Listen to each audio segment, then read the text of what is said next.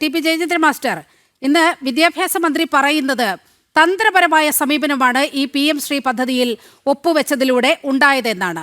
അതായത് ഇങ്ങനെ PM എന്ന് പറയുന്ന ഒരു പേരുള്ളതുകൊണ്ട് എന്തിനാണ് സംസ്ഥാന സർക്കാരിന് അവകാശപ്പെട്ട, ഇവിടുത്തെ ജനങ്ങൾക്ക് അവകാശപ്പെട്ട പണം അങ്ങനെ വാങ്ങാതെ ഇരിക്കുന്നത് എന്നാണ് വിദ്യാഭ്യാസ മന്ത്രി ചോദിക്കുന്നത്.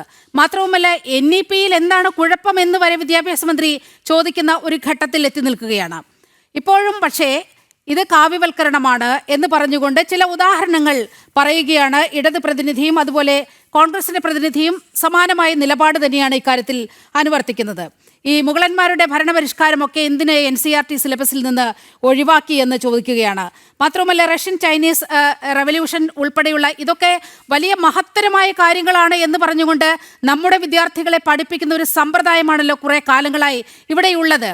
അതിനൊക്കെ ഒരു മാറ്റു കുറച്ചിട്ട് നമ്മുടെ ദേശീയതയുമായി ബന്ധപ്പെട്ട കാര്യങ്ങൾ സിലബസിലേക്ക് ഉൾക്കൊള്ളിക്കുന്നതിനെയാണ് ഇങ്ങനെ കാവ്യവൽക്കരണം എന്നതുകൊണ്ട് ആക്ഷേപിക്കുന്നത്. പക്ഷെ കൃത്യമായി എന്താണ് നമ്മുടെ സ്കൂളുകളെ, നമ്മുടെ യുവതലമുറയെ കാവ്യവൽക്കരണത്തിലേക്ക് നയിക്കുന്ന ഘടകങ്ങൾ, അങ്ങനെ ഏതെങ്കിലും നിബന്ധനകൾ ദേശീയ വിദ്യാഭ്യാസ നയത്തിൽ ഉണ്ടോ എന്ന് ചോദിക്കുമ്പോൾ അതിനൊരു മറുപടി പറയുന്നില്ല താനും.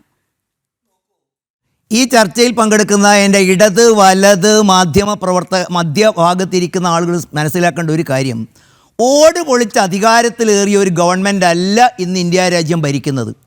ഈ രാജ്യത്തിൻ്റെ ജനങ്ങളുടെ മുമ്പാകെ ഞങ്ങൾക്ക് നിങ്ങൾ അവകാശവും അധികാരവും നൽകുകയാണെങ്കിൽ തിരിച്ച് ഈ രാജ്യത്തെ ജനങ്ങൾക്ക് ഞങ്ങൾ ഇന്നതൊക്കെ ചെയ്തു തരാമെന്ന് എണ്ണി അക്കമിട്ട് നിരത്തി, എങ്ങനെയാണോ കേരളത്തിൽ പിണറായി വിജയൻ അധികാരത്തിൽ വന്നത്, എങ്ങനെയാണോ കർണാടകയിൽ കോൺഗ്രസ് സിദ്ധരാമയ്യ അധികാരത്തിൽ വന്നത്, ഇതുപോലെ അധികാരത്തിൽ വന്ന ഒരു ഗവൺമെൻറ്റാണ് ഇന്ത്യ ഭരിക്കുന്നത്. ആ ഗവൺമെൻറ് ഈ രാജ്യത്തെ ജനങ്ങൾക്ക് കൊടുത്ത വാഗ്ദാനമാണ്, അവർ തിരിച്ചു നൽകിയ ഞങ്ങളോട് പറഞ്ഞ അവകാശമാണ്, അപേക്ഷയാണ് ഇതൊക്കെ നടപ്പിലാക്കിയെന്ന് ആദ്യം ഇവരൊക്കെ മനസ്സിലാക്കണം. ആ നടപ്പിലാക്കുന്ന കാര്യത്തിൽ ഇന്ന് ഇവരിവിടെ കിടന്ന് പരസ്പരം എന്താ പറയുക പടവെട്ടുന്നുണ്ടല്ലോ. ഒറ്റ ചോദ്യം ഞാൻ ഈ രണ്ട് പ്രതിയോട് ചോദിക്കും. ഒന്ന് എൻ്റെ CPM പ്രതിയോട്, അല്ല സർ, ഇത്രയൊക്കെ നല്ല കാര്യമായിരുന്നെങ്കിൽ 2 കൊല്ലം മുമ്പ് എന്തേ നിങ്ങൾ നടപ്പിലാക്കിയില്ല? ഇങ്ങനെ കേരളത്തിന് അവകാശപ്പെട്ട തുകയാണ് നിങ്ങൾക്ക് ലഭിച്ചതെങ്കിൽ എന്തുകൊണ്ട് 2022 നടപ്പിലാക്കിയ ഈ പദ്ധതി 2025 നിങ്ങൾക്ക് ഇപ്പോൾ കാലാവധി കഴിയാൻ 5-6 മാസമുള്ളപ്പോൾ നിങ്ങൾ തിരക്കെടുത്ത് മനസ്സിലാക്കുന്നു? ഇതൊന്നുമല്ല ഈ വസ്തുതകളെന്ന് നമുക്കൊക്കെ അറിയാം. ഇന്ത്യ രാജ്യത്ത് ആകെ 36 സംസ്ഥാനങ്ങളോ കേന്ദ്രഭരണ പ്രദേശങ്ങളോ ഉണ്ട്. എൻ്റെ ചർച്ചയിൽ പങ്കെടുക്കുന്ന CPM-ൻ്റെയും കോൺഗ്രസിനെ പ്രതി മനസ്സിലാക്കേണ്ടത് 34 സംസ്ഥാനങ്ങൾ കേരളം ഒപ്പിട്ടതോടുകൂടി 34 സംസ്ഥാനങ്ങൾ കോൺഗ്രസ് ഭരണമുണ്ടായിരുന്ന കാലഘട്ടത്തിൽ രാജസ്ഥാൻ, ഇപ്പോൾ കോൺഗ്രസ് ഭരിക്കുന്ന ഹിമാചൽ, ഇപ്പോൾ കോൺഗ്രസ് ഭരിക്കുന്ന തെലങ്കാന, ഈ സംസ്ഥാനങ്ങൾ ഇപ്പോൾ കോൺഗ്രസ് ഭരിക്കുന്ന കർണാടക, ഈ 3 സംസ്ഥാനങ്ങളിലും ഇവർ നടപ്പിലാക്കുന്നില്ലേ? ഞാൻ വരുന്നതിന് മുമ്പ് കോൺഗ്രസിൻ്റെ പ്രതിനിധി പറയുന്നത് കേട്ടു, ഇതെന്തോ കാവ്യവൽക്കരണമാണ്. അല്ല സർ, ഈ കാവ്യവൽക്കരണമാണോ നിങ്ങൾ ഹരിയാനയിൽ ഹിമാചലിൽ നടപ്പിലാക്കുന്നത്? ഈ കാവ്യവൽക്കരണമാണോ നിങ്ങൾ കർണാടകയിൽ നടപ്പിലാക്കുന്നത്? ഈ കാവ്യവൽക്കരണമാണോ നിങ്ങൾ തെലങ്കാനയിൽ നടപ്പിലാക്കുന്നത്? അപ്പോൾ തെലങ്കാനയിലും കർണാടകയിലും നിങ്ങൾ ഭരിച്ച കാലഘട്ടത്തിൽ രാജസ്ഥാനിലും ഒക്കെ നടപ്പിലാക്കുമ്പോൾ നിങ്ങൾ എന്തർത്ഥത്തിലാണ് കേരളത്തിലെ ജനങ്ങളെ പറ്റിക്കുന്നത്?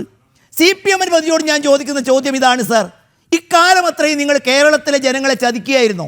പക്ഷെ അവസാനം ഇടത് പ്രതിനിധി എന്തൊക്കെ പറഞ്ഞാലും കേരളത്തിലെ വിദ്യാഭ്യാസ മന്ത്രിക്കും കേരളത്തിലെ മുഖ്യമന്ത്രിക്കും കേരളത്തിലെ ഇടതു മുന്നണിക്കും ഒരു കാര്യം മനസ്സിലായി, കാലത്തിൻ്റെ ചുമരെഴുത്തുകൾ കാണാതെ ഇനി ഈ പാർട്ടികൾക്ക് പോകാൻ വയ്യ. ലോകത്തിൻ്റെ നെറുകയിലേക്ക് ഈ രാജ്യം കുതിക്കുമ്പോൾ വിദ്യാഭ്യാസ രംഗത്ത് മാത്രമായിട്ട് ഇതിന് പുറകോട്ട് പോകാൻ വയ്യില്ല. അതുകൊണ്ട് ഒരു തിരിഞ്ഞു നടത്തമായി, ഒരു തെറ്റ് തിരുത്തലായി, ആ തെറ്റിൻ്റെ തിരുത്തിക്കൊണ്ട് ദേശീയ മുന്നേറ്റത്തിൻ്റെ പങ്കാളിയാവുന്നതിൽ ഞാൻ ഇവരെയൊക്കെ സ്വാഗതം ചെയ്തുകൊണ്ട് ചോദിക്കുന്ന ഒരു കാര്യം, അല്ല ഈ മുന്നേറ്റത്തിൽ പങ്കാളിയാവാതിരുന്ന കേരളത്തിലെ വിദ്യാഭ്യാസ രംഗത്തിൻ്റെ അവസ്ഥ എന്താ? എൻ്റെ മനോജ, ഞാൻ ഒന്ന് ചോദിക്കട്ടെ, Calicut university, Cochin university, Thiruvithamkoor university, നിങ്ങൾക്കറിയോ ഈ യൂണിവേഴ്സിറ്റികളെ എഞ്ചിനീയറിംഗ് കോളേജുകൾ ഉൾപ്പെടെ, ഈ യൂണിവേഴ്സിറ്റികളെ ബിരുദ കോഴ്സുകൾ ഉൾപ്പെടെ 1/3 സീറ്റുകൾ ഒഴിഞ്ഞു കിടക്കുന്നു.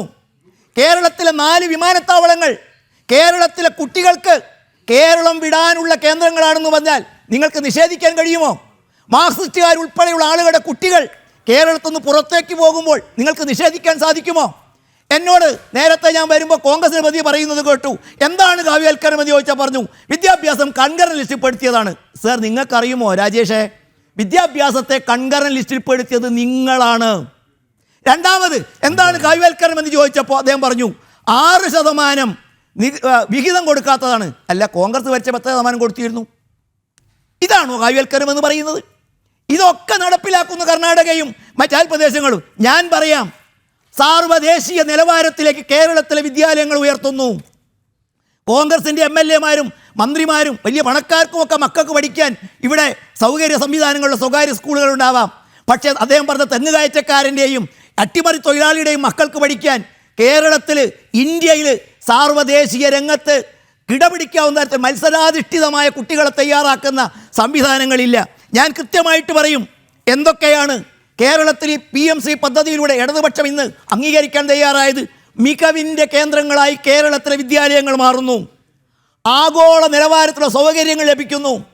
മികച്ച സ്പോർട്സ് ലബോറട്ടറികൾ, മികച്ച ശാസ്ത്ര ലൈബ്രറികൾ, മികച്ച സാങ്കേതിക വിദഗ്ധർ, പെഡഗോഗിയിലടക്കം മാറ്റം വരുന്നു. മത്സരാധിഷ്ഠിത സമൂഹത്തിൽ ലോകത്തിലെ പുതിയ വെല്ലുവിളികളെ നേടുന്നതിന് വേണ്ടിയിട്ടുള്ള പുതിയ സംവിധാനങ്ങൾ കുട്ടികൾക്ക് ലഭിക്കുന്നു. പരിസ്ഥിതി സൗഹൃദമായി വിദ്യാലയങ്ങൾ മാറുന്നു. ലോകമെമ്പാടുമുള്ള LED സംവിധാനങ്ങൾ, പ്രകൃതി സൗഹൃദമായ ഉപകരണങ്ങൾ, waste water management, rain harvesting, ആ തരത്തിലുള്ള സംവിധാനങ്ങൾക്കൊപ്പം തന്നെ ഞാൻ നേരത്തെ പറഞ്ഞ തെങ്ങുകയറ്റ തൊഴിലാളിയുടെയും അട്ടിമറി തൊഴിലാളിയുടെയും മക്കൾക്ക് നിങ്ങൾക്കറിയുമോ, അവർക്ക് സാമ്പത്തിക സഹായം, പോഷകാഹാരം, സൗജന്യ യൂണിഫോമുകൾ, സൗജന്യ പാഠപുസ്തകങ്ങൾ. അവരെ, ഈ കുട്ടികളെ പണമില്ലാത്തതിൻ്റെ പേരിൽ സമൂഹത്തിൻ്റെ താഴെക്കിടയിലേക്ക് പാർശ്വവൽക്കരിക്കപ്പെട്ട ആ വിഭാഗത്തിൽപ്പെട്ടവർക്ക് ഈ ആധുനിക സൗകര്യങ്ങൾ കേരളത്തിലെ നിങ്ങളുടെയും എൻ്റെയും വീട്ടുമുറ്റത്ത് ഓരോ ബ്ലോക്കിലും 2 സ്ഥലത്ത് പഠിക്കാൻ കിട്ടുമ്പോൾ അതിനെ തകർക്കാൻ, അതിനെ വേണ്ടെന്ന് വെക്കാൻ കഴിയാത്തതിൻ്റെതും കാര്യങ്ങൾ മാത്രമാണോ ഇത്? നോക്കൂ, കേരളത്തിലെ വിദ്യാഭ്യാസ രംഗത്ത് CPM പറയുന്ന മാതിരി ഈ പണം സ്വീകരിക്കേണ്ടി വന്നത് ഇവിടെ മാത്രമാണോ നിങ്ങൾക്ക്? നേരത്തെ നിങ്ങൾ പറഞ്ഞു ആരംഭശൂരത്വം നിങ്ങൾ കാണിച്ച മറ്റൊന്നുണ്ട്. ആയുഷ്മാൻ ആരോഗ്യ കേന്ദ്രം എന്ന് ഞങ്ങൾ പേരിടില്ല. ആ പേരിട്ട് പോയാൽ എന്താ കുഴപ്പം? അതായിരുന്നു കാവ്യവൽക്കരണം. ഞാൻ ചോദിക്കട്ടെ, കേരളത്തിലെ ആരോഗ്യരംഗം സർക്കാർ മെഡിക്കൽ കോളേജ് നിലംപതിക്കുന്നു. സർക്കാർ മെഡിക്കൽ കോളേജിൽ വരുന്ന രോഗികൾക്ക് അവർക്ക് മരുന്ന് കൊടുക്കാനില്ല. ശസ്ത്രക്രിയ ഉപകരണങ്ങൾ പണം കൊടുത്തു വാങ്ങി രോഗികൾ ആശുപത്രിയിലേക്ക് വരണം. ഡോക്ടർമാർ സമരം ചെയ്യുന്നു, അവർക്ക് ആവശ്യമായ വേതനം ലഭിക്കുന്നില്ല. അങ്ങനെ തകർന്നുപോയ കേരളത്തിലെ ആരോഗ്യരംഗം അവസാനം കീഴടങ്ങിയില്ലേ? വഴങ്ങില്ലെന്ന് പറഞ്ഞ കേരളത്തിലെ ആരോഗ്യമന്ത്രി, കപ്പിത്താന് വേണ്ടി വാതോര സംസാരിച്ച ആളുകൾ ഇപ്പം കപ്പലാടി ഉലയുമ്പോൾ കപ്പിത്താനും കപ്പിത്താൻ്റെ സംവിധാനവും ലക്ഷ്യം തെറ്റി മുന്നോട്ട് പോകുമ്പോൾ അവരവസാനം ആരോഗ്യ മന്ദിർ എന്ന പേര് വെക്കാൻ തയ്യാറായി. ഞാൻ ചോദിക്കട്ടെ, ആ പേര് വെച്ചത് കൊണ്ട് കേരളം ഇടിഞ്ഞു വീണോ? അതിൻ്റെ പേരിൽ കേരളത്തിന് എന്താ നഷ്ടമുണ്ടായത്? മറിച്ച് അവരുടെ അല്പം മെച്ചപ്പെട്ടു ഇത്തരം കേന്ദ്രങ്ങളൊക്കെ. അതേ മുന്നേറ്റമല്ലേ കേരളത്തിലെ വിദ്യാലയങ്ങൾ നടക്കുന്നത്? കേരളത്തിലെ മികവിൻ്റെ കേന്ദ്രങ്ങളായിട്ട് ഇത്തരം സ്ഥാപനങ്ങൾ മാറുകയാണ്. നോക്കൂ, ആലപ്പുഴയിലെ സ്കൂള് വീണ് ഒരു കുട്ടി കൊല്ലപ്പെട്ടു. വയനാട്ടിൽ പാമ്പ് കടിച്ച് കുട്ടി മരിച്ചു. നോക്കൂ, അതാ ഇലക്ട്രിക് ഷോക്ക് തട്ടിയിട്ട് ആലപ്പുഴയിൽ കുട്ടി കൊല്ലപ്പെട്ടു. ഇത്തരത്തിലുള്ള ശോചനീയമായ കേരളത്തിലെ വിദ്യാലയങ്ങൾ, അവിടെ അവസ്ഥ മാറണ്ടേ?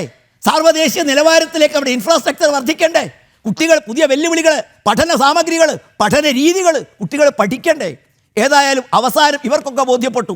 ഇനി ഇടതുപക്ഷത്തിന് മതി ഇവിടെ വന്ന് ഒരു ചോദ്യം ചോദിച്ചു മനോജ്. അല്ല മനോജ്, നിങ്ങൾ ഈ പറയുന്നതൊക്കെ നേരാണെങ്കിൽ ഇതെന്താ CPIയെ ബോധ്യപ്പെടുത്താൻ നിങ്ങൾക്ക് കഴിയാത്തത്? അതും കൂടി ചിന്തിക്കണ്ടേ? എന്താ നിങ്ങൾക്ക് CPIയെ ബോധ്യപ്പെടുത്താൻ കഴിയുന്നില്ല? അപ്പോൾ ഇവിടെ ഒരു കാര്യം നേരാണ്, നിലപാടില്ലാത്ത പാർട്ടികൾ, നിലപാട് നഷ്ടപ്പെട്ട പാർട്ടികൾ, അല്ലെങ്കിൽ നിലപാടാക്കിയ പാർട്ടികൾ, അത്തരം പാർട്ടികൾക്ക് ഇന്ന് നിലപാടുള്ള കേന്ദ്ര ഗവൺമെൻറ്റിൻ്റെ നിലപാടിനൊപ്പം വരുന്നു. ഞാൻ അഭിമാനത്തോടെ പറയും, ഞങ്ങൾ നിലപാട് തിരുത്തിയിട്ടില്ല.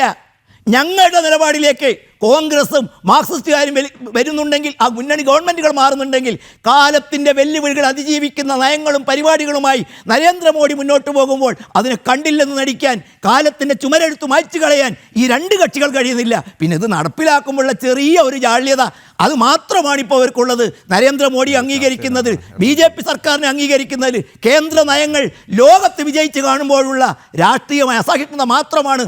അതും മെല്ലെ മെല്ലെ തിരുത്തുന്നു എന്നതിൽ സന്തോഷമുണ്ട്.